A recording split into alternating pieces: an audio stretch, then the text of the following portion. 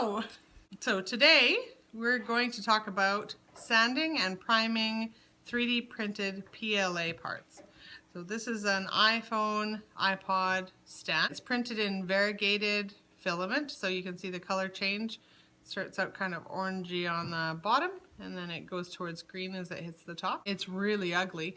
The rest of the filament that's printing in the room is going to be much nicer. So we're going to use this to show you an example of how to go through this process. So you want to start out with sandpaper, so just regular dry sandpaper. You can also wet sand, but we'll do that in another video. And what you want to do is try and take off as many of the ridges as you can. So if you can see inside our print, just on the top surface, you could see those ridges there. And that's what we're trying to remove because it's not going to go away when you prime it. So those are the edges. We want to get rid of most of the deep cracks so that we won't have holes in our final piece after we have primed it and painted it. This is about an hour's worth of sanding. You can see the cracks in it will show up more because they're filled with dust. And underneath, that was one of the trickiest ones to sand. It's filled with dust right now, but I'm hoping the primer will make it possible to get that smooth finish afterwards. One of the problems with PLA is that it is more heat sensitive than ABS or some of the other higher end filaments. So when you sand it, you have to be careful not to sand too quickly because it will actually melt and ball up on the bottom edge of the print. And if you dry sand, you want to go from coarse grit to finer and finer and finer until you get a really nice smooth finish. So when you paint it, it won't pick up those ridges. I'm going to, now that I've sanded it, I'm going to rinse it off and I'm going to show you what it looks like after I've rinsed it. And we're going to look at filling it with some filler primer after that. So I'll be right back. And we're back. Here is the rinsed piece. So you can see it doesn't look a ton different than when we sanded it, but you don't see those dusty bits in the holes anymore. Now what we're going to do is I'm going to get some acrylic paint and we're going to try and steampunk it. So we'll be back in a second. And we're back.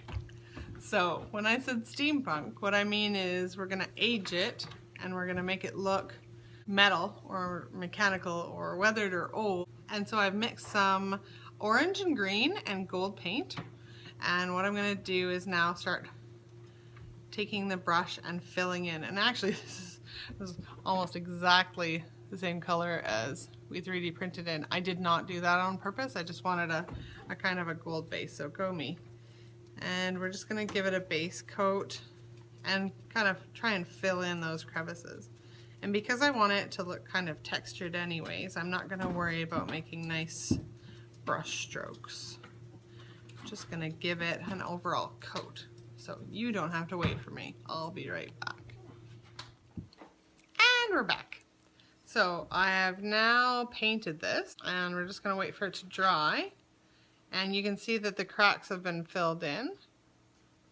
And then what we're going to do is we're going to sand it. So paint and sand, paint and sand, paint and sand until it is as smooth and as filled in as you want. And then after that, we'll do some dry brushing. We want some of the original color of the 3D print to show through so that we get a multi-texture here. So we'll fast forward in time and when we come back, it'll be all dried and I'll start sanding. And we're back. So it's dry. And I have started sanding the bottom. You can see that where the cracks were, this is filled in pretty nicely actually. So we're just going to build layer upon layer of color to give it an old weathered metallic look. So I'm going to continue sanding this. So sanding tools. You can use files. I think this might be called a rasp, I'm not sure. We also have tiny little files. So these are for getting in between here. We also have sandpaper, and if we weren't using pretty much glorified tempera paint, it is acrylic technically, but it's like kid acrylic. We just want to use it for underneath the top coats. Again, I will fast forward so you can see the finished project. And this is just filled in those cracks and holes right there, which is what the look an effect that we want. If we didn't want this look and I didn't want to have the plastic showing through from underneath, I would just prime it and spray it whatever color and then maybe airbrush it afterwards. But I do want a little bit of the plastic showing through in our finished project.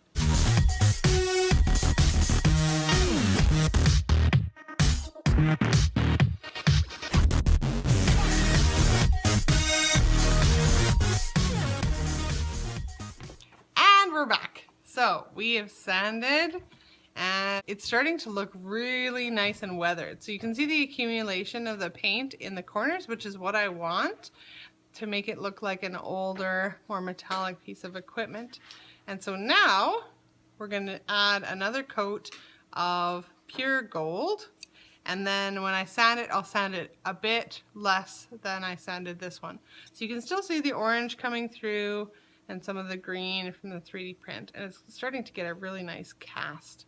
So I'll do that and I'll be right back.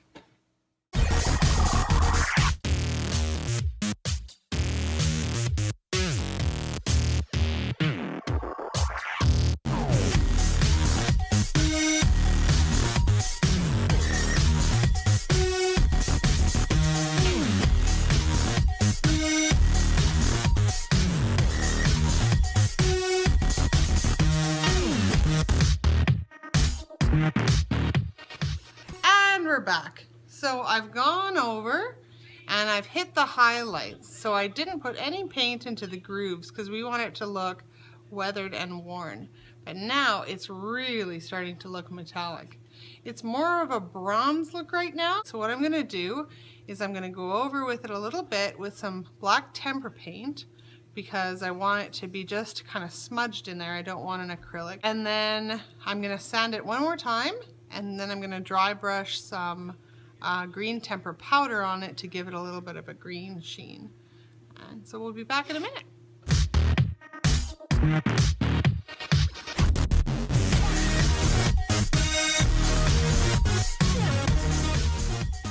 And we're back.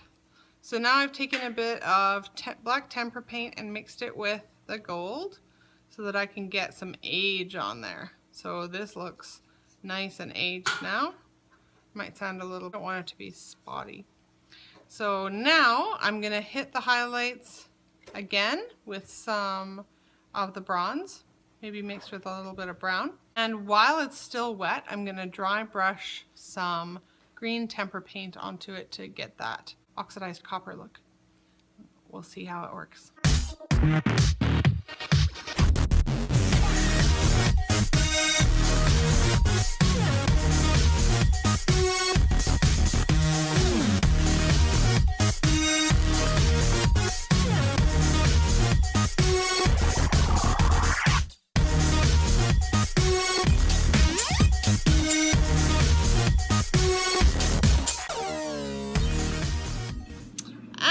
Again. So this is the final project.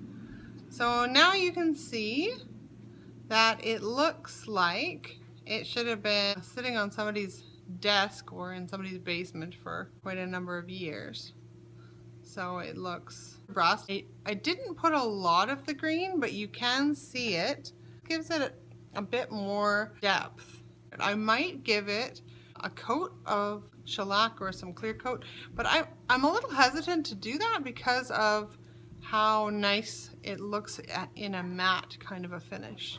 So even if it gets scraped up, the color underneath is so close to this color, I think it'll actually add to the effect instead of taking away from it. And this has been priming, painting, and finishing a PLA piece. Thanks very much for watching.